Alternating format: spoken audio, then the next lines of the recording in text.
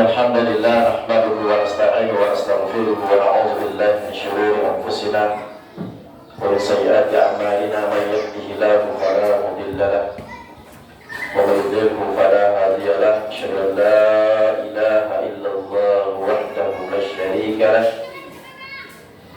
وأشهد أن محمدا عبده ورسوله لا نبي بعده. قال الله تعالى في القرآن الكريم يا أيها الذين آمنوا اتقوا الله حق تقاته ولا تموتن إلا وأنتم مسلمون. وقال أيضا يرفع الله الذين آمنوا منكم والذين أوتوا العلم درجات. Bapak Ibu dimuliakan oleh Allah Subhanahu wa taala. Kembali kita bersyukur kehadiran Allah Subhanahu wa taala. Alhamdulillah kita masih diberikan umur yang panjang. Kita bisa bertemu dalam naungan Allah Subhanahu wa taala. Kalau dulu kemarin kita bertemu, alhamdulillah kita masih diberikan waktu kita bertemu pada hari yang pagi berbahagia ini. Salam dan salam senantiasa marilah kita kirimkan kepada kita Nabi besar Muhammad sallallahu alaihi wasallam beserta keluarga beliau dan para sahabat-sahabat beliau radhiyallahu anhum ajma'in. Mudah-mudahan orang semua termasuk bagian daripada pengikut Rasulullah dan para sahabat sampai hari kiamat kelak. Amin. Amin ya rabbal alamin. Pembahasan yang kemarin seputar wudu, kita masuk pada bab mandi al-janabah, mandi besar. Namun setelah itu nanti kita masuk pada inti adalah materi-materi masalah sholat. Namun saya tambah sedikit tentang sambungan wudu, tinggal sedikit, yaitu pembahasan tentang nawaqidul wudu, yaitu perbatalan dan batalan wudu. Yang pertama adalah al-kharij min sabilain min al-baul aw manin aw wajib aw uzratin aw fisaq wa tulat wa yusamma hadath al-hadath. Pembatalan wudu bagi seorang adalah keluarnya sesuatu dari dua jalur kemaluan, baik laki dan perempuan, diantaranya air kencing, madhi, lendir, wajib, air kencing yang terputus-putus atau menetes, atau uzrah, darah haid dan nifas. Nanti kita bahas setelah bab ini. Kemudian itu pembatalan wudu juga itu adalah afisa, keluarnya angin, langsung tidak bunyi, autoratin atau sesuatu keluar angin lalu berbunyi. Bersama hadath hadath, ini yang dimaksud para ulama adalah sesuatu dengan hadath yang dimaksud oleh Rasulullah sallallahu alaihi wasallam. Kata Nabi, la yaqbalullahu salat ahadikum idza ahdatha hatta yatawadda.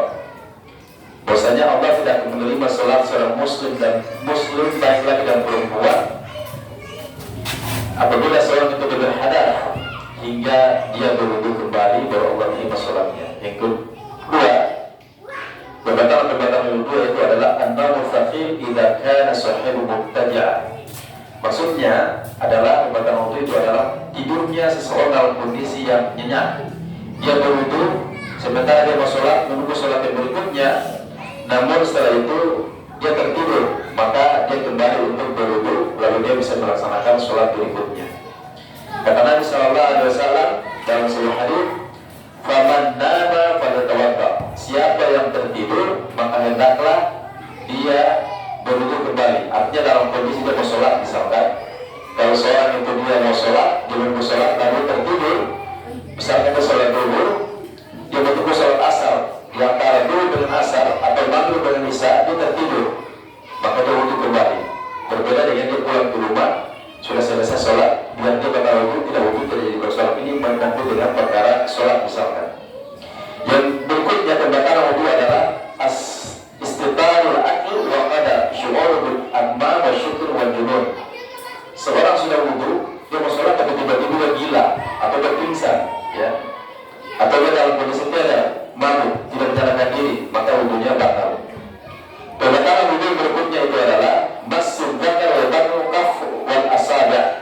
Seseorang sudah berwudu tapi tangannya langsung itu tidak menyentuh kemaluannya, baik laki dan perempuan, tanpa ada penghalang, tapi tangan langsung, maka pembatalan wudu, maka wudunya batal. Ini kalau dalam konteks dia dalam kondisi mau sholat misalkan. Tapi kalau di luar ada para ketentuan sholat, tidak jadi persoalan. Ini dalam kondisi dia mau melaksanakan sholat. Kemudian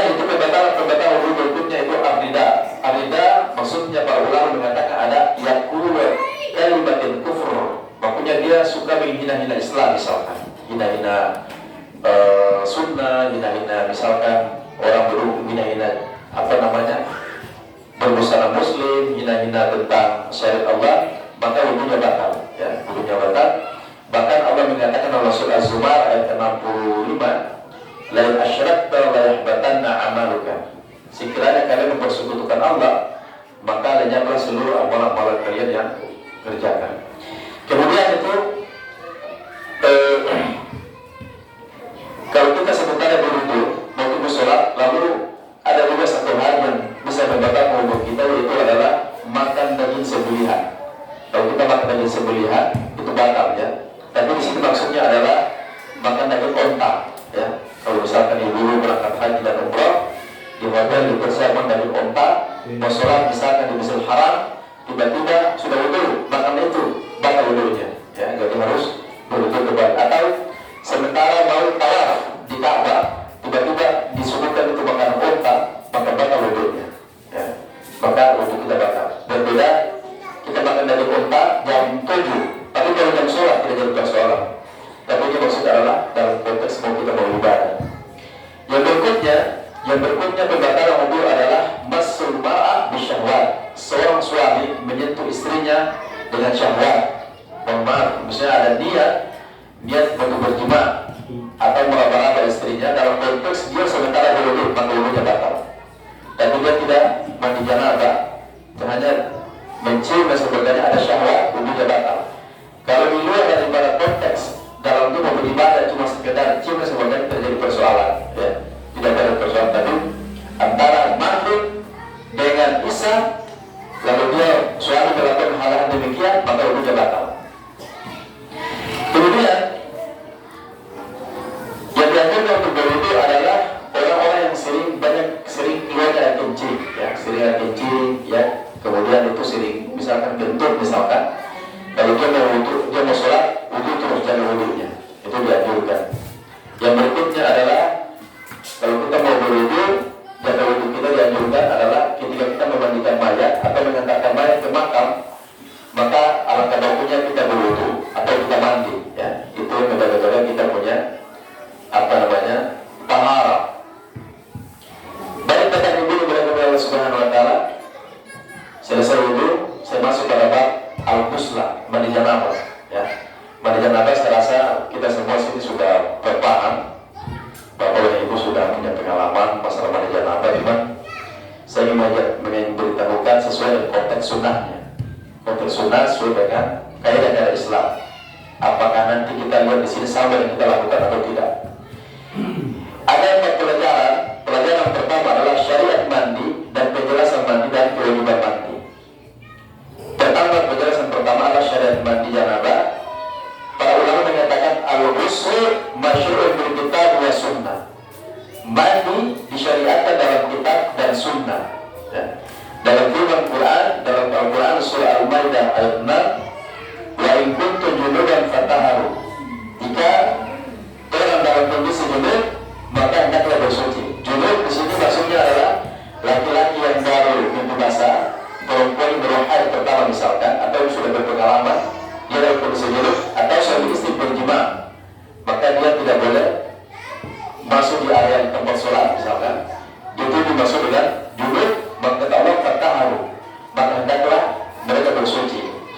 Kemudian itu dalam surah An-Nisa 43 Allah mengatakan wala junuban illa abir sabila hatta tattasilu, ya. Dan jangan orang berjunub itu kecuali hanya sekedar berlalu maksudnya dia masuk di wilayah areal masjid, tapi sekedar berlalu. Kata Allah hatta tattasilu, hingga orang mandi bersih dan bersuci dulu baru orang masuk ke dalam ruangan masjid. Kemudian itu sebab-sebab mandi janabah, kata Nabi Sallallahu Alaihi Wasallam dalam riwayat Imam Muslim, ya. Kata Nabi mengatakan begini, ya. Idza tajawaza al-khitanu wal khitanu faqad wajaba al-ghusl. Apabila satu kelamin melewati kelamin yang lain, faqad wajaba al-ghusl. Terlibat qaf di situ Nabi menekankan, ya. Nabi menekankan itu wajib mandi janabah, ya. Wajib mandi janabah. Kemudian pelajaran kedua itu adalah kewajiban mandi. Nah, apa saja yang harus kita lakukan ya. Al-janabah itu maksudnya air mani. Air mani maksudnya itu meliputi, para ulama menyatakan tashmulu al-jima', meliputi jima' maksudnya hubungan suami istri. Itu kata para ulama, wa huwa al-qita'u al-khitanain wala bidun inzal, ya. Yaitu bertemu di dalam kelamin walaupun tanpa inzal, ya. Tanpa inzal itu dimaksud inzal itu apa? Para ulama itu menegaskan bahwa al-inzal itu khurujul mani bil labn aw an-nawm aw zatin aw yaqzatin min ar-rajul wal imra'ah. Maksudnya air mani itu tanpa sadari sudah bercampur, ya, sudah bercampur, tapi tidak keluar mani, sudah bercampur, dia sadar dan tidak sadar tetap mandi, ya, tetap mandi, baik laki atau perempuan. Allah Subhanahu wa taala Al-Maidah ayat 6, wa in kuntum junuban fatahharu. Ya, jika kalian berjunub maka hendaklah kalian bersuci. Kemudian hadis Nabi sallallahu alaihi wasallam menyatakan hadis yang lain, idza iltaqa al-khitanani faqad wajaba al-ghusl. Dua alat kelamin ketika bertemu maka wajib mandi, walaupun tanpa inzal, ya. Inzal itu keluar mandi, wajib mandi. Kemudian yang kedua yaitu adalah kita uddanul haid dan nifas, ya. Wajibnya mandi janabah bagi wanita adalah haid dan nifas, ya. Ketika kita putus haid selesai, dan kita pembahasan haid di sini, jelas ini. Baik haid 6 hari atau sampai 15 hari misalkan terputus mandi janabah. Dan kemudian atau dengan nifas, selesai nifas selama 40 hari misalkan, wajib dia mandi, ya. Bahkan Allah menegaskan dalam surah Al-Baqarah 11:22, Allah menyatakan fa'tazilu an-nisa fil mahid, jangan seorang suami, ya, mendekati istrinya dalam kondisi haidnya, jauh, ya. Wala taqrabuhunna hatta yataharna, ya, jangan seorang suami mendekati istrinya dalam kondisi haid sampai mereka itu suci, ya. Kata Allah mengatakan fa'idza taharna fa'tuhunna bil haid wa barakallah. Jika wanita bersuci, istri-istri telah suci, maka suami berhak untuk mendatangi istri-istri. Itu dalam surah Al-Maidah ayat surah Al-Baqarah ayat 222. Kemudian itu dalam riwayat lain Rasulullah sallallahu alaihi wasallam menyatakan kepada seorang perempuan, kata Nabi mengatakan begini, "Inqusul qadara ma kana tahsibuki haiduki thumma tusuli." Kata Nabi menyatakan seorang perempuan, berhentilah engkau sejenak, ya. Berhentilah, tinggallah, jangan beribadah, kata Nabi mengatakan begitu. Jangan beribadah karena kamu itu dalam kondisi yang haid misalkan, ya. Thumma tusuli, kemudian engkau mandi, baru silakan engkau melaksanakan sholat kepada Allah Subhanahu wa taala.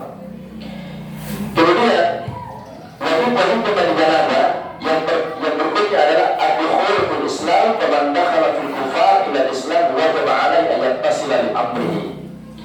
Seseorang itu ketika dia masuk Islam misalkan, orang kafir dia masuk Islam, sebelum dia mandi bersyahadat, alangkah bagus sebelum dia mandi dulu. Mandi yang muslim menuntut dia bagaimana tata cara mandi janabah, baik laki dan perempuan. Atau dia setelah mengucapkan kalimat syahadat, dia juga untuk dia harus mandi janabah, mandi besar, ya. Mandi besar. Kemudian kewajiban mandi yaitu adalah al-maut. Sudah jelas bahwa orang ketika meninggal dunia itu harus mandi janabah untuk mayat, ya. Baik. Kenapa harus mandi mayat? Karena ada dalil Rasulullah memerintahkan orang-orang untuk memandikan anaknya bernama Zainab ketika meninggal dunia. Baik. Dan itu menunjukkan oleh Allah Subhanahu wa taala anjuran untuk mandi, ya, untuk mandi janabah. Yang pertama adalah di hari Jumat, sebagaimana Nabi sallallahu alaihi wasallam menyatakan, "Ghusl Jum'ati wajibun 'ala kulli muhtalim."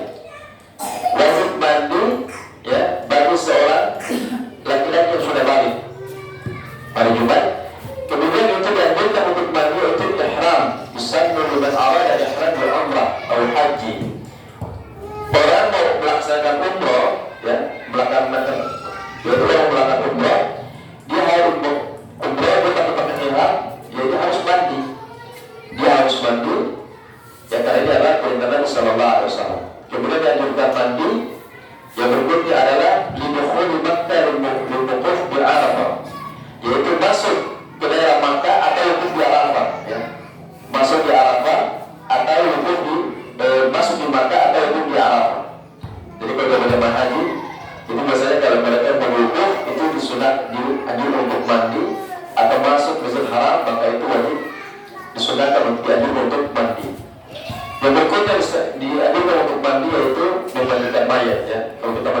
mayat atau membawakan mayat ke makam.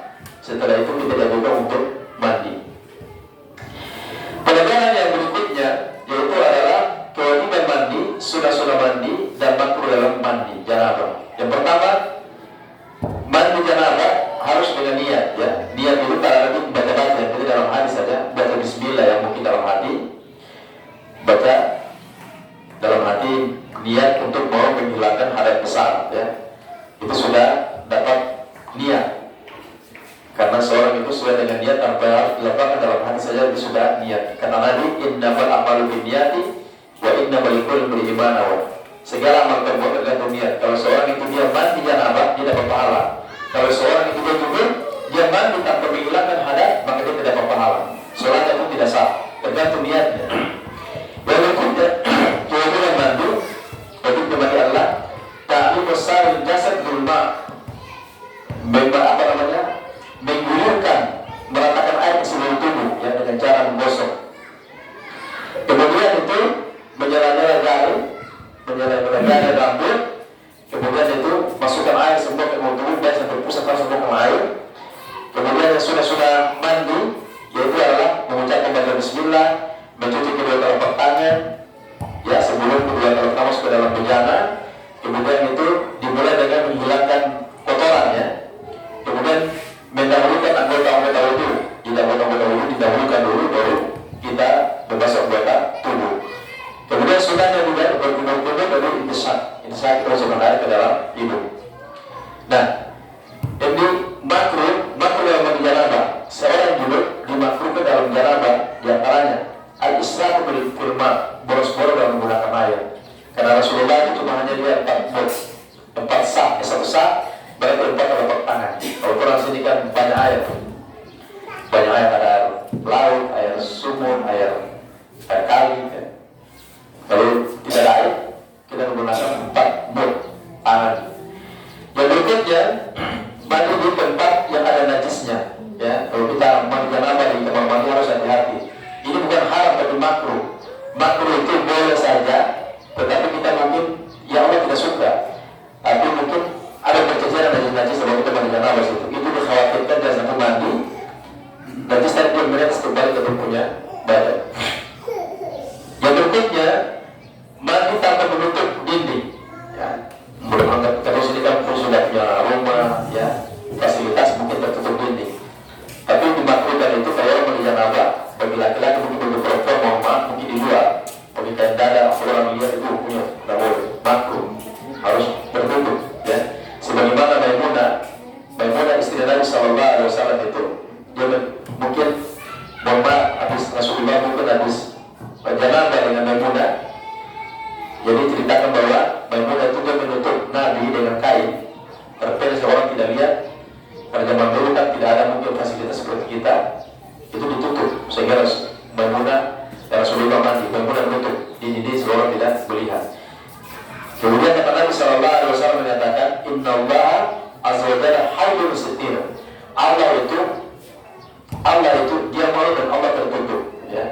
Yuhibbu haya, dan Allah itu mencintai orang-orang yang miskin rasa malu dalam jiwa.